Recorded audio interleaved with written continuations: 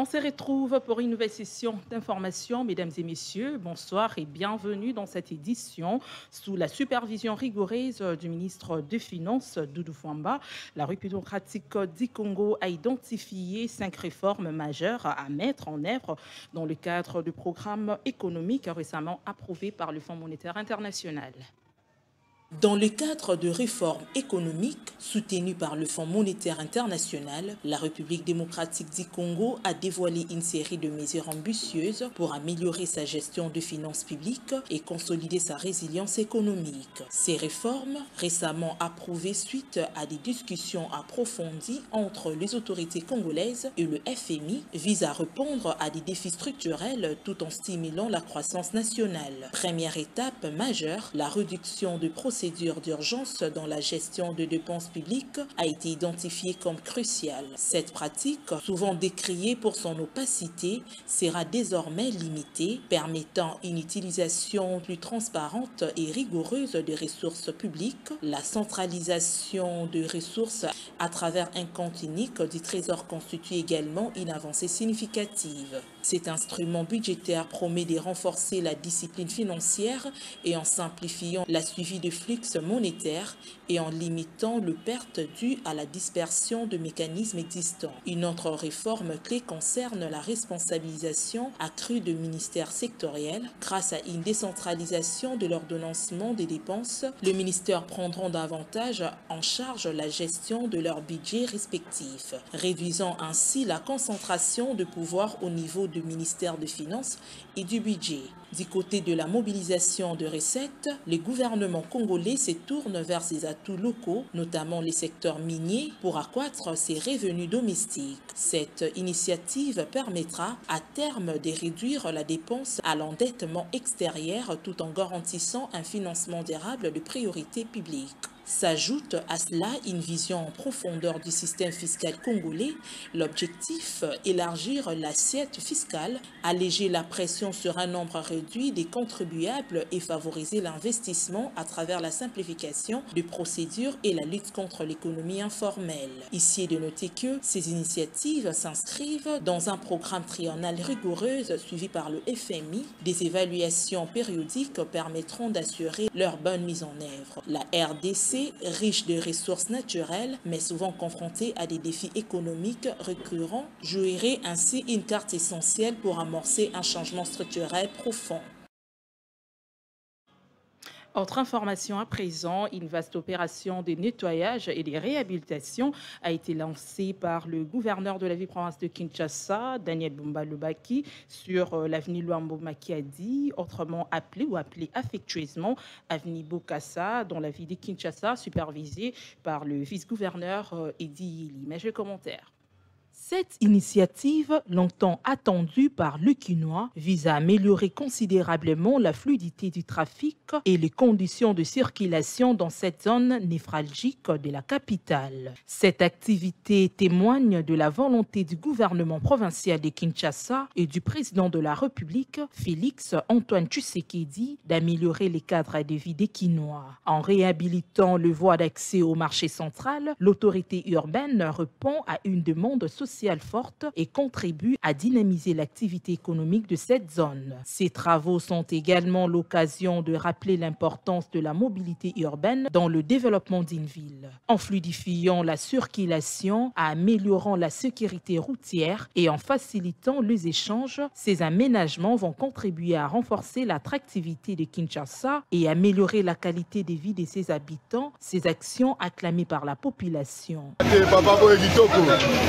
Ville na biso ezonga ndenge ezalaka kala kitoko propre biloko bomonaka salite elekaki tro efandi mbala o mbala na eloko biso ezosalema boye beteka balane maboko na mboka nyonso tu tosepeli makasi mpona Daniel Bumba olobi ndeni mpona Daniel Bumba misala mpenza ezosalema Kongo ezobonga yango wana mpona sante na biso nga natekaka na zanga natali difficulté na ngai te mais natali sante mpe propriété ezala po tozala pasi biso oza mposa totikala propre asa mosala ye sa spécialité gouverneur asa mosala kitoko Ici est de noter que le bourgmestre de la commune de Kinshasa a félicité le gouverneur pour cette vision à long terme, affirmant que la modernisation des infrastructures était essentielle pour faire de Kinshasa une métropole moderne.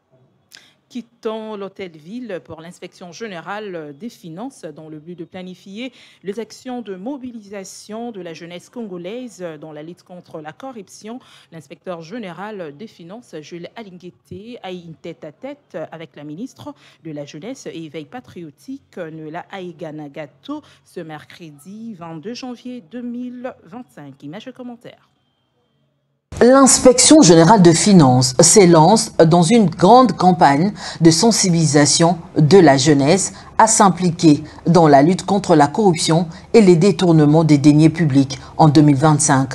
Ce mercredi 22 janvier, l'inspecteur général de finances, chef de service, a été reçu en audience par la ministre de la Jeunesse, Noéla Aïga-Nagato, pour un échange stratégique de lancement d'une campagne de sensibilisation de la jeunesse dans la lutte contre la corruption. En effet, les Nations Unies ont placé l'année 2025 dans le cadre de la lutte contre la corruption comme année des mobilisations de la jeunesse contre ces fléaux. Comme vous pouvez vous imaginer, les Nations Unies ont décrété l'année 2025 comme l'année de la mobilisation de la jeunesse dans la lutte contre la corruption.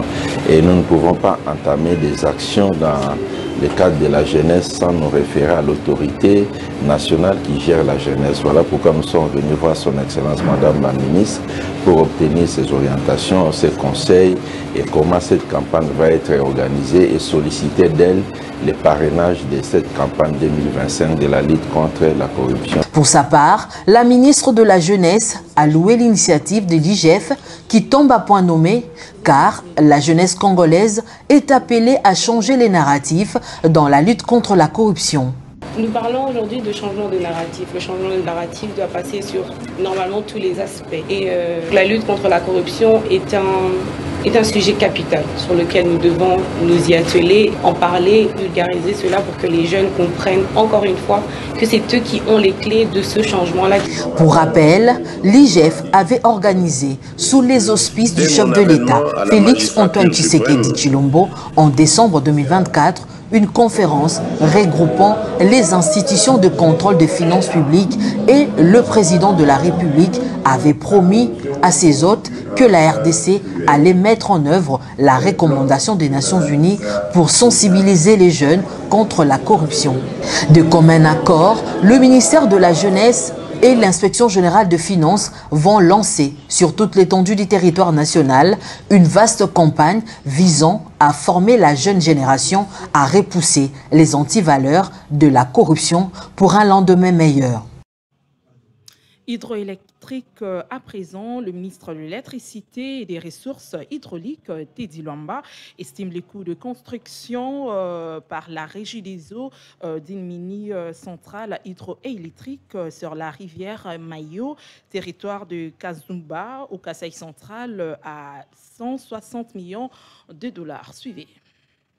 Selon le ministre Teddy Luamba, ces projets permettra à la population de cette entité d'être desservie sans interruption en eau potable grâce à l'énergie électrique de cette mini-centrale qui en provisionnera la future usine d'eau. Le déficit souvent déploré de produits pétroliers sera pallié par cette source autonome d'énergie afin de faire fonctionner la nouvelle usine de traitement d'eau. Cette énergie électrique fiable est capable d'alimenter cette usine de production, résoudra à coup sur la problématique de la desserte en eau potable dans cette région. Le site stratégique tel que l'aéroport de Kananga, la résidence officielle du gouverneur de province et l'hôpital général de référence de Kananga seront prioritairement pris en charge pour la desserte en eau potable par cette nouvelle usine, a dit le ministre de l'Électricité et Ressources hydrauliques. Pour sa part, le directeur général de la Régie des eaux, M. David Tshilombo, a annoncé la dotation d'un château. Parlons sport, la Fédération africaine de football, CAF en sigle, a mis fin au suspense en dévoilant les dates tant attendues de la prochaine Coupe d'Afrique des Nations. La 35e édition de ces prestigieux événements sportifs s'y tiendra du 21 décembre 2025 au 18 janvier 2026 au Maroc. Tessia Ossouma nous en parle dans ses commentaires. Cette annonce marque un point de départ pour les préparatifs des équipes qualifiées dans les Léopards de la République démocratique du Congo qui se préparent déjà à vivre de moments de football intenses. Les Léopards de la République démocratique du Congo n'ont pas failli à leur réputation en validant leur qualification pour la phase finale. Ce nouvel exploit est un motif de fierté pour la patrie et celui du ministre de Sport et Loisirs Didier Boudimbo qui compte ramener la coupe à Kinshasa. Le tirage au sort pour déterminer leurs futurs adversaires est prévu pour le 27 janvier 2025 au Rabat, au cœur du Maroc, pays hôte de cet événement. Avec un format maintenu à 24 équipes, cette nouvelle édition reflète la volonté de la CAF de valoriser la diversité et la richesse du football africain. La CAN 2025 s'annonce comme un moment phare de l'actualité sportive et continentale. C'est la fin de cette édition du journal, mesdames et messieurs. Merci de l'avoir suivi. Et quant à moi, je vous dis au revoir et bonne suite des programmes sur Congo Live Télévision.